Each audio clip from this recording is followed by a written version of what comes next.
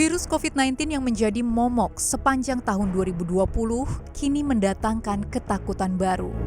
Pasalnya, beberapa waktu terakhir di Inggris ditemukan mutasi dari virus COVID-19 yang diberi nama VUE 2020-12-1 atau dikenal B117.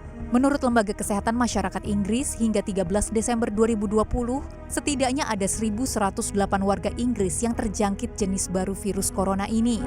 Dan belakangan, gejala menyerupai varian baru virus COVID-19 atau B117 juga ada di Australia, Denmark, Italia, Belanda, hingga sejumlah negara Asia seperti Singapura dan Korea Selatan.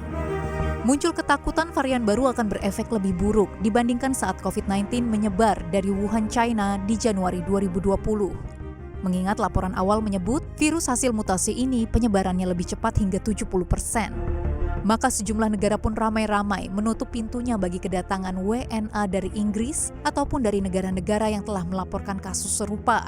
Tak mau kecolongan, pemerintah Indonesia pun akhirnya mengumumkan larangan bagi warga negara asing untuk masuk ke tanah air mulai 1 Januari 2021. Memutuskan untuk menutup sementara, saya ulangi, untuk menutup sementara dari tanggal 1 sampai 14 Januari 2021 masuknya warga negara asing atau WNA dari semua negara ke Indonesia.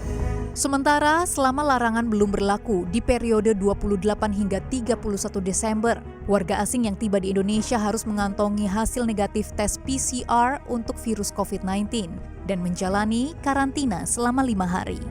Pemerintah pun berusaha memberdayakan fasilitas dan teknologi kesehatan di berbagai pintu kedatangan internasional. Kita tahu kita sudah punya e-hak, Electronic Health Alert Card yang dipakai oleh Kementerian Kesehatan yang terus kita kembangkan. Artinya beberapa infrastruktur terus kita tambah, termasuk juga dengan kalangan imigrasi, bea cukai, semua sama-sama kita membenahi. Termasuk juga dengan Angkasa Pura sebagai contoh dan juga Pelindo. Kenapa? Karena kita pun membutuhkan fasilitas untuk pengambilan PCR on-site. Pada saat kedatangan itu harus di PCR, PCR-nya harus ada di on-site juga di bandara. B117 diharapkan takkan menjadi beban tambahan yang harus diselesaikan saat negeri ini bahkan masih bergumul dengan kasus harian corona yang belum menunjukkan tanda akan melandai. Bahkan berdasarkan data Satgas COVID-19 per 29 Desember 2020, jumlah kasus corona tanah air hampir menembus 800.000 kasus dengan tingkat kematian sebesar 2,9%. Pertanyaannya adalah, apakah vaksin yang kini diupayakan oleh pemerintah untuk menangani COVID-19 juga ampuh untuk B117? Hingga saat ini saya kira masih relevan untuk mengatakan bahwa vaksin ini masih cukup efektif. Walaupun terjadi mutasi pada bagian tertentu dari virus. Kedatangan vaksin yang awalnya dijadwalkan tiba per akhir Desember akhirnya molor.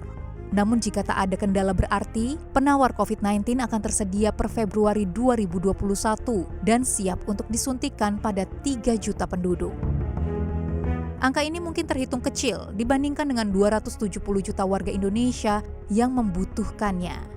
Namun menjadi langkah awal yang membawa tanah air lepas dari bayang-bayang corona yang telah menghantui sepanjang 2020. Tim Liputan CNBC Indonesia.